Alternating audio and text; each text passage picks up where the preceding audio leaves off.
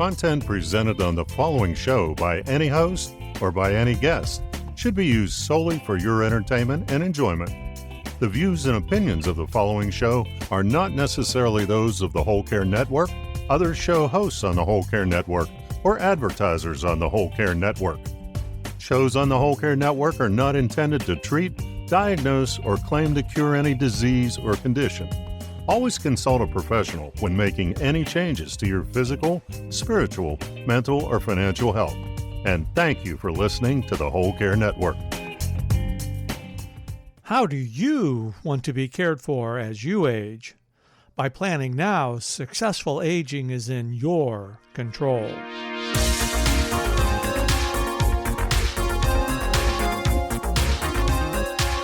Welcome to Your Future Self, featured on the Whole Care Network. On Your Future Self, we share real-life stories and trusted resources to help you plan for your care. And now, here are your hosts, Monica Stenchula and Christopher McClellan. Greetings, everyone, and welcome to our 6th episode of Your Future Self, featured on the Whole Care Network. I am one of the co-hosts. You might know me as Chris McClellan, the Bowtie Guy, and my sister from another mother, Monica Stenchula from Credit for Caring. Hello. Monica. Hello, Chris. How are you? I'm wonderful. Tell me about you. I'm doing great. I'm so looking forward to today's session where we pull it all together, because I think that's really important. We've been talking about these subjects in depth, but now is our chance to bring it home. We're going to do a brief recap of our pillars of care that we've been talking about on Your Future Self. And we're going to bounce back and forth. Monica's going to take the lead on 2, and I'm going to take the lead on 2. And then we're going to come back and wrap it up. We really appreciate all the feedback we've got on our episodes. And again, feel free to email us at wecare@thewholecarenetwork.com, because we're going to continue these conversations, because it is about planning for your future self. So, Monica. Yes. You want me to go first? No, Chris, I'd like to go first, if you don't mind. Because listen, Chris, the first pillar that we talked about was about your physical self. And the reason why this one is so important to me is I've been around for many decades, as you alluded to in the beginning here. Life has its ups and downs, doesn't it? There's times where you feel physically fit, and there's times when you're pretty much a couch potato. And the problem is with caregiving is, though you're so physically active the entire time, helping someone to transfer from sitting to standing and walking and doing all the activities of daily living, it's a very physical job. But the problem is that we rarely take care of ourselves physically, even when we're performing that job.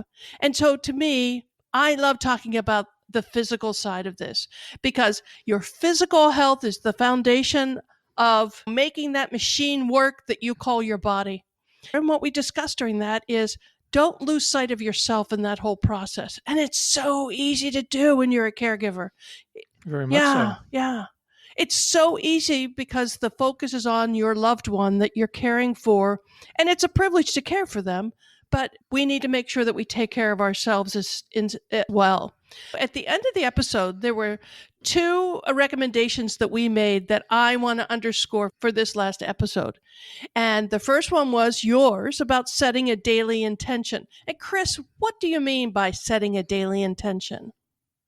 It's quite simple in itself. It's setting a time, whether it's 5 minutes just for yourself, whether that's 5 minutes of quiet time or whatever you like to do. Set 5 minutes, set that daily intention that is solely for you. It's okay to be selfish. That 5 minutes could be sitting in the closet, just away from everybody. Right. But having something that you can dedicate solely for yourself, whatever that could be. Great. And you had a pretty good suggestion also. Thank you. This is one that's close to my heart, I can tell you that.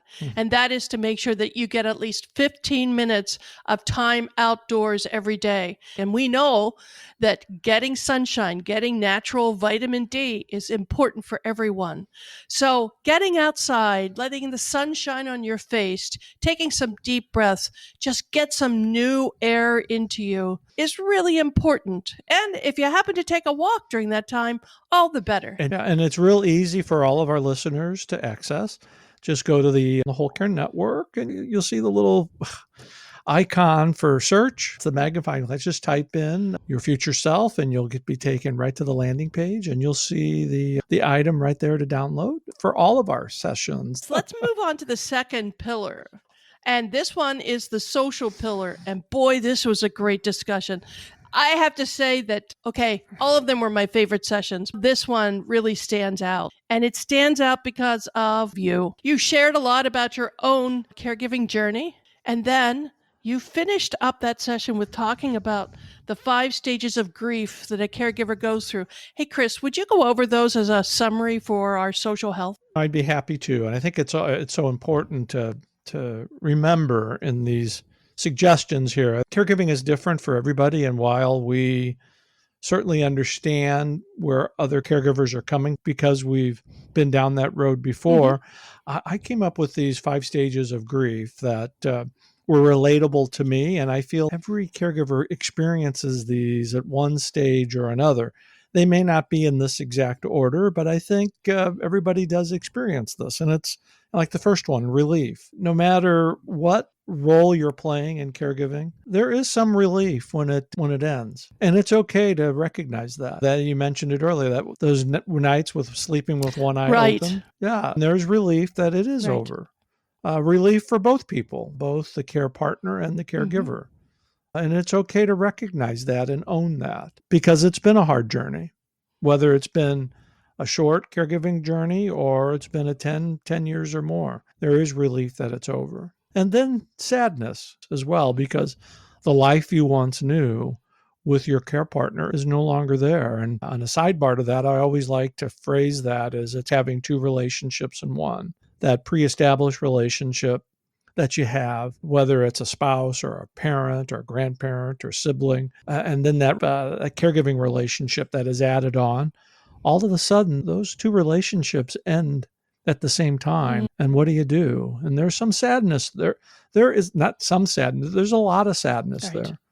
And how do you pick yourself up and move on? And that comes at different times for each person. And what I would say is, do it in your time, because in your time, it does get better.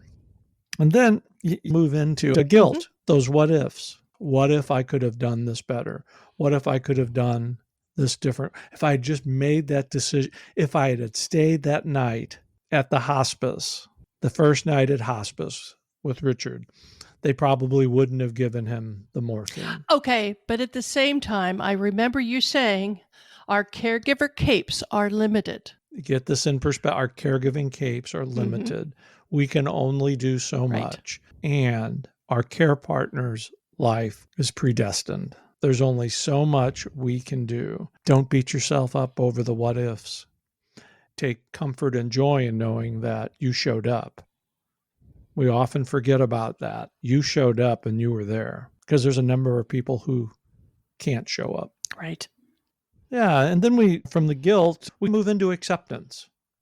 It's that morning you wake up and as you're getting that vitamin D that you mentioned earlier, and that sun is shining on your bald head and your white beard. I may not have had the white beard then, but you wake up that one morning and you say, you know what? Job well done. No matter what you think you could have done for your care partner, you did what you had to do for your care partner. And no matter what decisions you think you could have made, you were there, and you come to that acceptance. Now, acceptance is going to come at different times for each individual, but you think of it, the analogy I like to use is what happens to plants that are not watered? They die. They die. Right. And what happens to plants when they're watered? They live, they flourish. And some plants, they grow new blooms. Right. And for us as caregivers, especially after caregiving ends, we have to find that path to acceptance so that we can be watered and so that we can grow those new blooms, so that we can move on with our head held high, knowing that we did the best that we could. I love that visual. Thanks. What's the last stage? The last one, that took me a little longer to get to the last stage, but it's taking action. And actually, as I wrote in my book, What's the Deal with Caregiving? I didn't have this, I only had the 4, but taking action is really the 5th stage. You have to, as you gather these 4 stages, you have to take action on your life, on your dreams. Because if you dream it, you can do it. Just as nobody dreams to do caregiving. I've never met anybody that has caregiving on their bucket list of things to do in life. But after it ends, we have to take action in our life. We can get the water to create the bloom, but if we don't move on from that bloom and create a life to love after caregiving ends, we're just going to recycle those first 4. Yeah. And yet you have to find that point in your life that you take action. And that happens at different times for every caregiver. So let me recap that real quickly. The 5 stages is relief. It's okay to admit that I'm glad that it's over. Sadness, there's 2 or more lives have been forever changed. Guilt, don't look back, always look forward. There's a number of things I wish I could have done differently, but the one thing, it wouldn't have changed any of the outcome.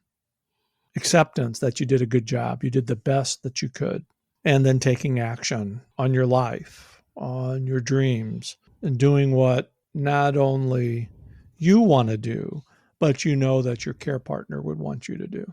Terrific. And Chris, the exercise that we put online for this one is a depression scale. And I encourage everyone to use this depression scale and use it as often as you want to. Sometimes it's hard when you're sitting amongst your own feelings to really understand where you are and how you're doing. And what's interesting about that depression scale, it's just as it is when you're getting on a real scale and you're looking at your weight, it's going to go up and down. Absolutely. Absolutely. That's a good point. It's going to go up and down.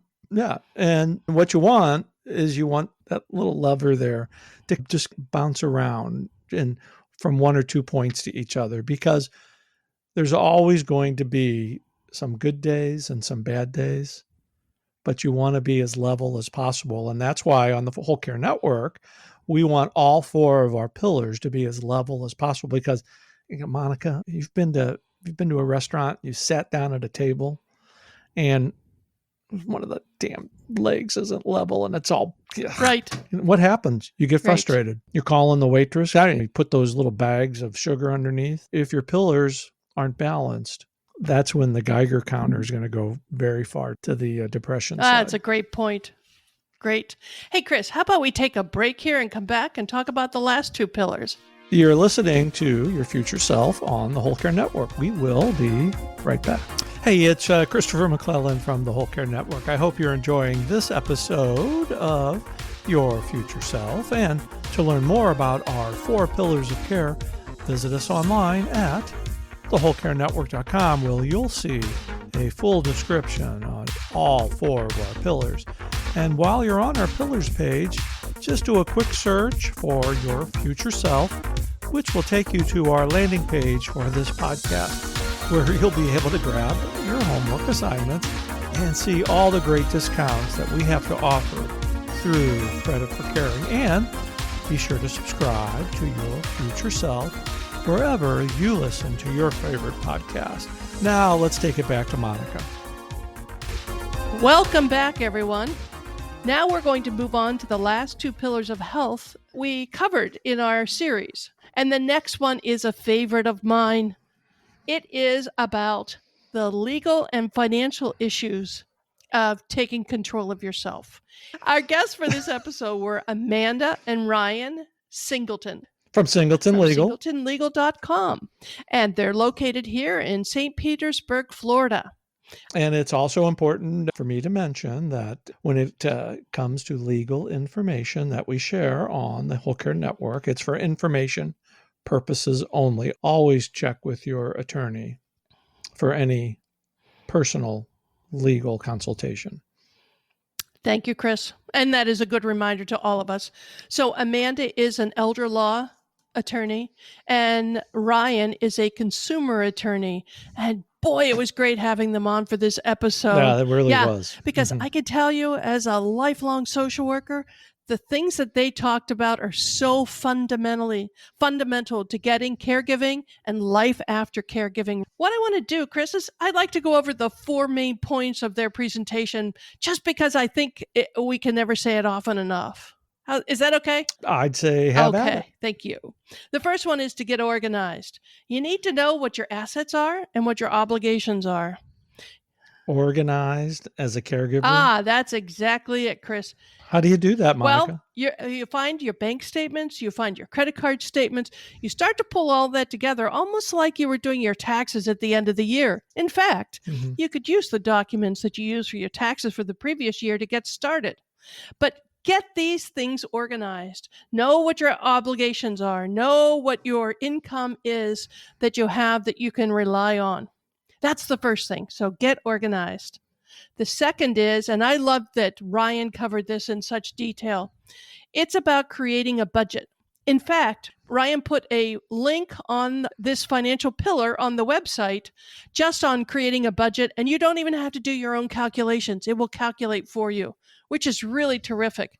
Start plugging in the numbers of things that you know that you have right now. You can refine it over time, but what's important here is to understand what the boundaries are.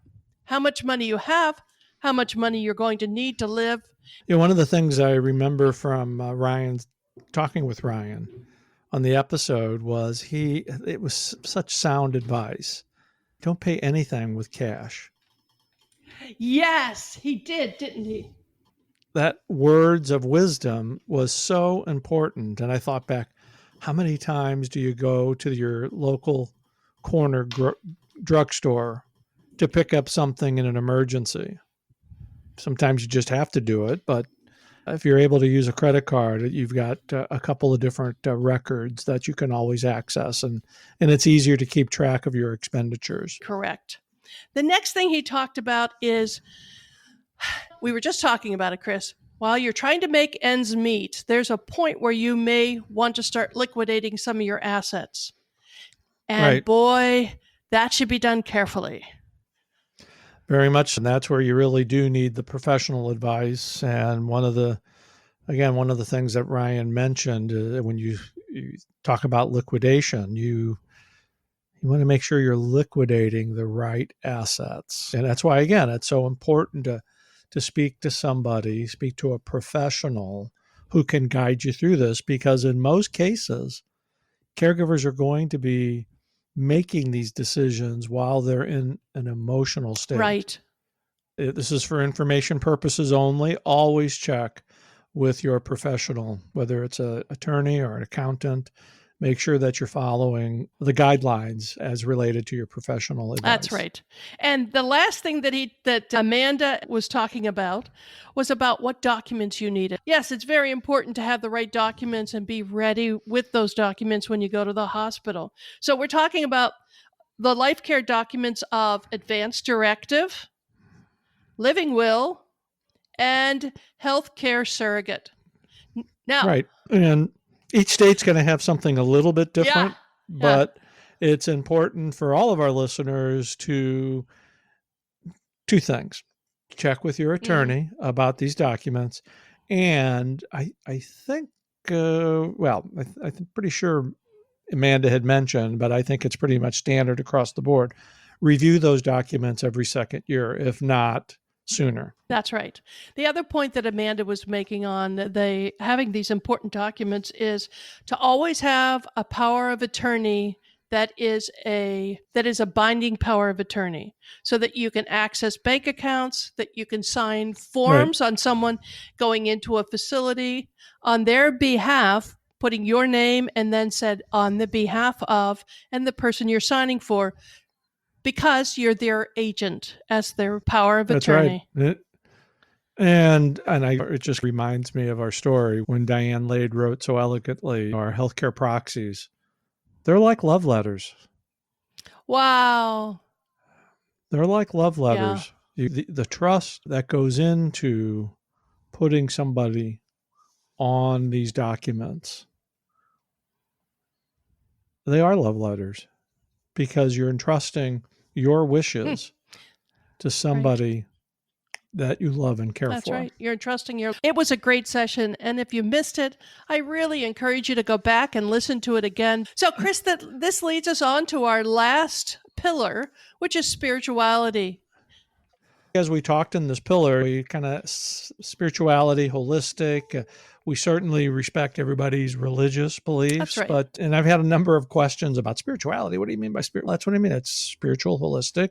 Everybody has their own religious beliefs, and that's important. And we certainly respect that on the Whole Care Network. But on this component, we dived into more about being comfortable in sharing your story and how cathartic story sharing can be, not only for the person who is telling the story, but the person who is receiving the story. It's that balance that between the difference between sympathy and empathy. Right. We sometimes get into that role where we send sympathy and we say, I really understand what you're saying. When empathy is when you relate 100% to what that person is saying. And when you have the comfort to tell your story, the person who is receiving it gains really three very valuable tools for their caregiving box. They receive validation because they know that the person who is telling their story understands theirs.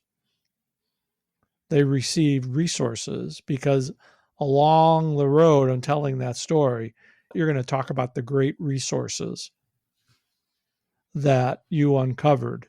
And when we're able to share our stories, and that's really the whole purpose of the Whole Care Network, it's through our story sharing that we want to build trust and comfort with folks. Everybody has their own comfort zone when it comes to sharing their story. And that's okay. And I'm not just saying